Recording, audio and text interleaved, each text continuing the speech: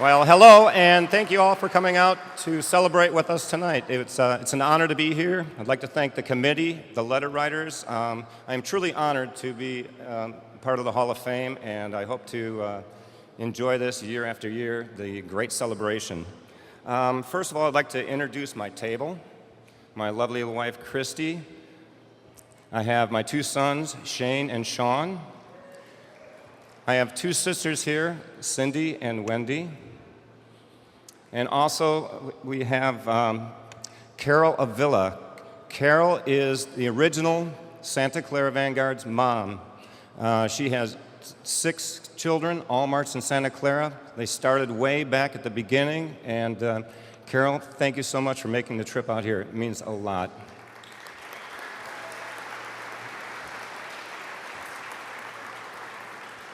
Also at the table, I have Gary Chapinski. Gary gave me my opportunity to teach. Gary brought me out of the Corps and put me to work at a BOA camp, and I went back every summer to BOA for about 10, 12 years in a row. My first marching band job came from Gary, which has been great. I've been teaching bands ever since. There was an opportunity to go to California to teach the Blue Devils, and Gary was the one that told me about it. Gary's the one that pushed me towards to work with the Devils. So, Gary, you steered my life an awful lot, and I really appreciate you taking me through my journey of life. Thanks.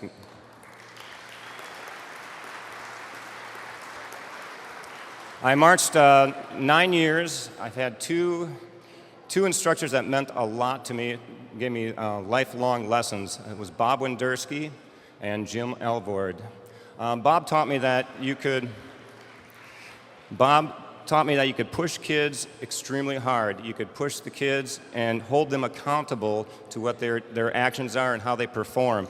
So I took away from that, and each day when I'm at rehearsal, I expect a lot of the kids, and I believe that message was taught to me by Bob. Jim Elvord taught me the message about unity.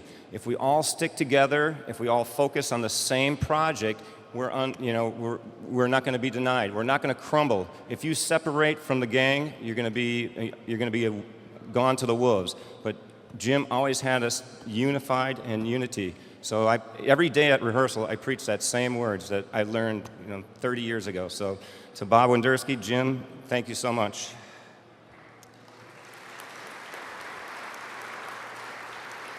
So my first drum corps show, I just started teaching the Scouts in the winter, my rookie year on staff. We had our dress rehearsal, and I went out to the field, and I sat on the end zone and I watched. And right now, I watch 90% of the shows from the end zone. It gives me a lot of information. So I'm standing there in the end zone, and up comes Gary's sister, Sue Chapinski, and I'm watching the Scouts doing their dress rehearsal, and she goes, "What are we looking at?" And I turned to Sue and I said, "I have no idea why I'm standing in the end zone watching this. I just didn't know what I was looking at."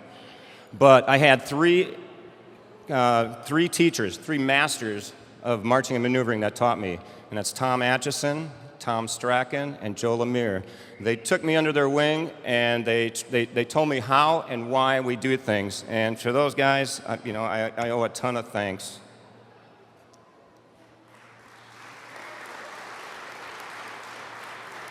I had a few great years in Montreal. Montreal, Quebec used to be a hotbed for small drum corps that were really, really good. And I spent a number of years in working with Les Eclipses. And I owe a ton of thanks to Benoit Morin and his family for making it work for me. A great teaching experience, teaching in a different language when you don't really speak the language. It brought out a lot of skills. It brought out a lot of teaching opportunities for me, so it was a great lesson learned. Thanks to the pioneers, many great years there. Roman and everybody took great care of me. Have you ever seen people line a field? It takes about 3 or 4 or 5 people, lots of stuff. I asked Roman to get me field lining equipment, and he says, "What do you need?" I gave him the list.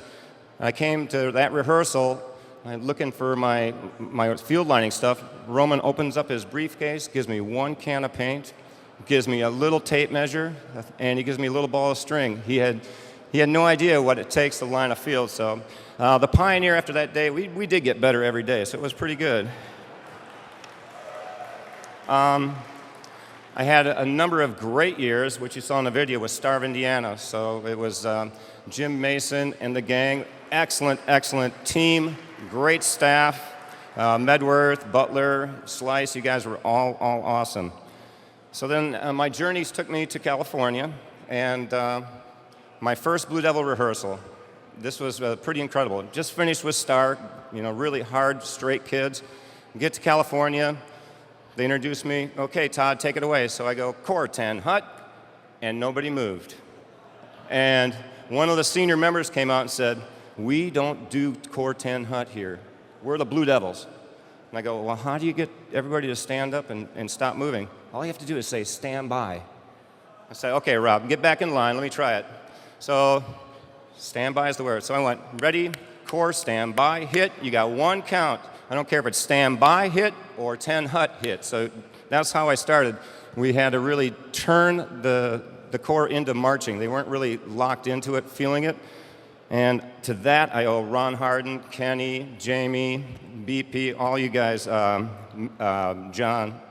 John Freeman, all you guys. We helped turn the tide and really have a great Core. Also, with Wayne, we had to work with Wayne. Wayne didn't really know how to tell the time because his rehearsals always went over. So we were much more efficient nowadays. So we all grew up as a staff, and it's been great. John Bradford has really helped us develop our technique program, and just many, many thanks. So with that, I'd like to say, Gene Monastrelli, thank you for preparing me for tonight, and to the committee, once again, thanks much. You guys have a great evening.